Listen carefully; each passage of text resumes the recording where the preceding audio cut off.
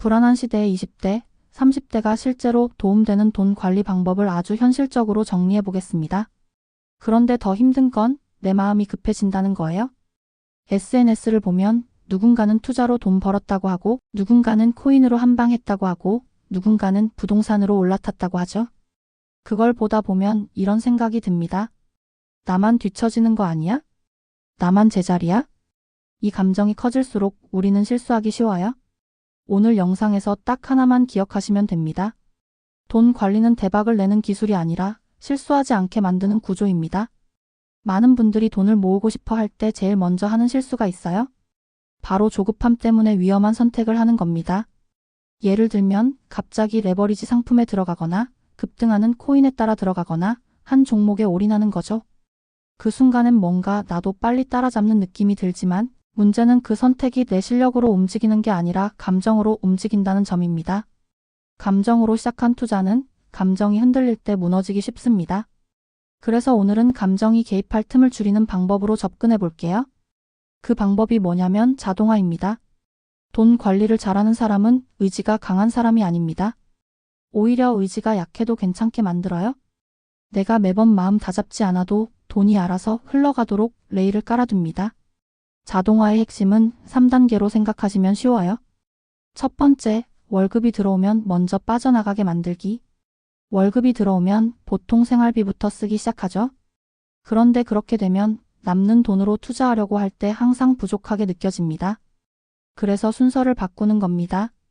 월급날에 자동이체를 걸어서 일정 금액이 투자 계좌로 먼저 이동하게 하세요. 정말 이것만 해도 게임이 바뀝니다. 두 번째, 투자 계좌에서 자동으로 조금씩 사게 만들기. 여기서 포인트는 한 번에 크게가 아니라 작게 꾸준히입니다. 많은 분들이 지금 비싸 보이는데 들어가도 될까요? 라고 묻는데요. 솔직히 말하면 미래 가격을 맞히는 건 거의 불가능합니다. 대신 우리가 할 수 있는 건 방식이에요. 매달 같은 날 같은 금액으로 ETF를 자동 매수해두면 비쌀 때는 조금 덜 사고 쌀 때는 조금 더 사게 되는 효과가 생겨요. 그리고 무엇보다 마음이 편합니다. 내가 매번 살까 말까 고민하지 않아도 되니까요. 세 번째, 정기적으로 점검하되 과하게 보지 않기. 투자한다고 매일 차트를 보고 있으면 불안이 더 커집니다. 하루 10분 혹은 일주일에 한 번 정도만 확인해도 충분해요. 중요한 건 과몰입이 아니라 꾸준함입니다. 여기서 또 하나 중요한 게 있어요. 돈 관리 비율을 정해두는 겁니다. 비율은 정답이 있어서가 아니라 흔들릴 때 기준점이 되어주기 때문에 좋습니다. 예를 들어 이런 식으로요.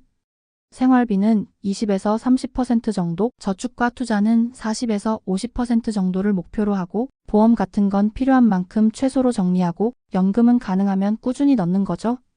물론 처음부터 완벽하게 맞출 필요는 없습니다. 처음엔 월급의 10%만 투자로 시작해도 충분해요. 중요한 건 시작이고 다음은 늘려가는 방식입니다.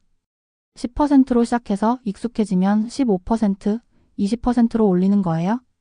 이렇게 하면 부담이 적고 오래 갑니다. 돈 관리는 단거리 경주가 아니라 장거리라서 오래 할 수 있는 방식이 이깁니다. 그 다음으로 중요한 건 분산입니다. 불확실한 시대일수록 한 곳에 몰아넣는 순간 불안이 커지고 한 번 흔들릴 때 타격도 커집니다. 그래서 초보일수록 나누기가 답입니다. 큰 틀에서 나눌 수 있어요? 첫 번째, 현금처럼 바로 쓸 수 있는 돈. 여기엔 현금뿐만 아니라 파킹 통장처럼 쉽게 꺼낼 수 있는 통장, 단기, 금융상품, 단기채 같은 것도 포함할 수 있죠. 이게 있으면 급한 일이 생겨도 투자를 깨지 않아도 됩니다. 이게 정말 중요해요. 두 번째, 성장 자산. 대표적으로 주식이나 ETF가 들어갑니다. 특히 초보에게는 개별 종목보다 여러 기업이 묶인 지수형 ETF처럼 넓게 담는 방식이 편합니다. 세 번째, 안전 자산. 금이나 채권 같은 성격의 자산을 함께 두어서 한쪽이 흔들릴 때 전체가 덜 흔들리게 만들 수 있습니다. 이렇게 나누는 이유는 단 하나예요. 내가 불안해서 이상한 결정을 하지 않게 만들기 위해서입니다.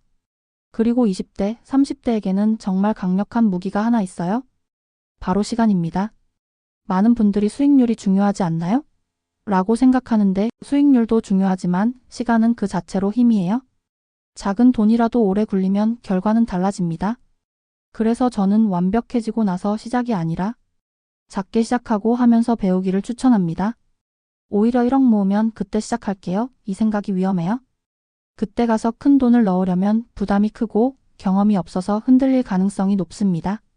반대로 지금 10만 원, 20만 원으로 경험을 쌓아두면 나중에 돈이 커졌을 때도 훨씬 담담하게 투자할 수 있어요. 이제 사람들이 많이 궁금해하는 주제도 짚어볼게요. 요즘 AI 이야기가 정말 많죠? 이미 늦은 거 아닌가요? 이 질문을 많이 받는데 여기서도 똑같습니다. 한 방으로 마치려 하지 말고 산업 흐름으로 보고 길게 보자는 거예요.